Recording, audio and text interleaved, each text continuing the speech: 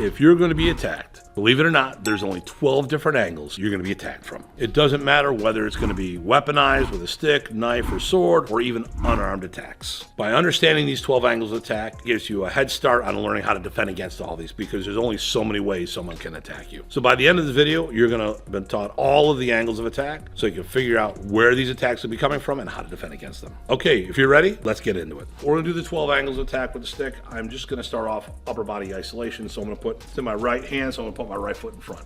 So everything's an X or a plus. So I do a 1, I'm going to do a follow through strike. 2 is the backhand version of these. 3 is the forehand, which is the horizontal. 4 is the backhand horizontal. 5 is a low diagonal. 6 is a backhand low diagonal. 7 is the overhead. 8 is the first of our thrusts, and this would be the basic 8 I would teach everybody. From there, 9 is a shoulder thrust. 10 is a backhand version of that. 11 is the hooking thrust, like a hook punch, and 12 is the reverse of that. These are your basic 12 angles of attack. Now that's just the lines of attack. So how do you do this, and what's the footwork, and why do we do what we do? Now, what I just demonstrated to you is hitting through the target. So we always want to focus on that aspect, because if we don't do that properly, there are huge repercussions that we can end up hurting ourselves. So this is why these footwork is so important. So what we're going to do is whichever side of your body it comes from, that's going to be the foot in front. There's a lot of reasons we can get into. It creates more power, better body mechanics. People don't always understand that. When you say it's a safety step so you don't hit or cut yourself, people can relate to that. And that's what we're going to go over. So let me put the footwork in here. So the first thing I'm going to do is I'm going to start from that neutral position. Hopefully you like it. What are your thoughts on this? And for more content like this, make sure you follow the Datu. I'm looking forward at my target. Now initially I would step forward and then I will do diagonal. So right now I'm going to step forward with my right foot. I swing. It cleared the path for the weapon to travel. If I had the left foot in front, there's a good chance I may have hit myself if I lose control of the weapon. So I go 1, 2, 3, 4, 5, 6, 7, 8, 9, 10, 11, and 12.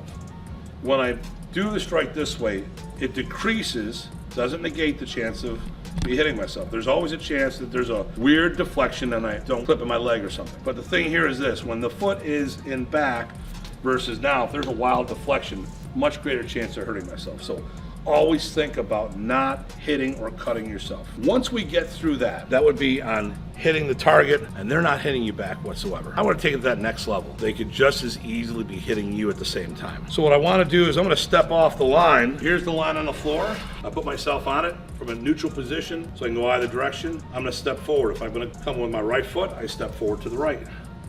Left, step forward to the left. So if I'm going to do open hand combatives, I'm doing the center, this is be our number 8, the poke down the middle. I would step forward, hit, get my body offline so I can hit from there. That way, if someone's attacking me straight down the middle, I'm no longer in the line of that attack. So going from here, 1, off the angle, 2, 3, 4, 5, 6, 7, 8, 9, 10, 11, and 12. Now hopefully you noticed that every time I stepped off, I was poking back online. Now here's what you got to remember: the person's still there. They're attacking you. Now what sometimes, like we use the 8, the poke, I see people do this and they step forward and they go this way, but their opponent's over there. So we should always have that triangular thing going on. So when I step off this way, that person is still there. So a lot of times I like using the heavy bags. I like using the bob because I can put him on the line and I can step back and forth and always have that target that's still on that same trajectory. These are my approach to the 12 angles of attack for modern Arnis. So for targeting, we're wearing a gi, a uniform. I usually teach the angles. This would be the lapel. This is the belt.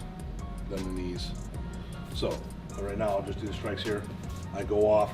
Anything I do to the shoulders I can do to the head, but I like it as a safer target to practice with my partner because sooner or later they get a turn and I don't want them to hurt me. So I definitely don't want to hurt them, especially if I do, I lose a training partner. Stepping offline,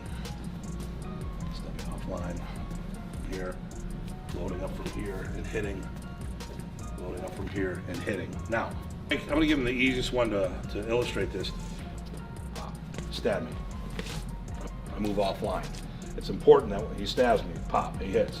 And then I go and I do that line, I go off to the side, I go off to the side, I go off to the side. So I would do this against all the angles of attack.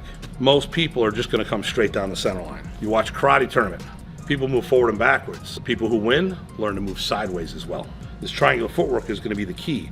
Whether or not we're doing this or anything else, the angles and the footwork all apply. It'll take your combatives to that next level. What do you gotta do? Simple. Practice. Repetition, repetition, repetition. Watching the video is the first step. Watching it more times is the second. Try it, go back and watch it again. Try it, go back and watch it again. In the systems, I've done, became a black belt in Kuntao and Eskrima. So then I went back to my fundamentals. I had my teacher show me everything now that we started to learn because I wanted to go from a black belt eyes versus being a white belt. So the same thing with this. Every time I think I know something, I go back to my initial lessons, look at the videos, look at my notes, and see if I have something else to think about then. So for more videos on Filipino martial arts, make sure you like and subscribe.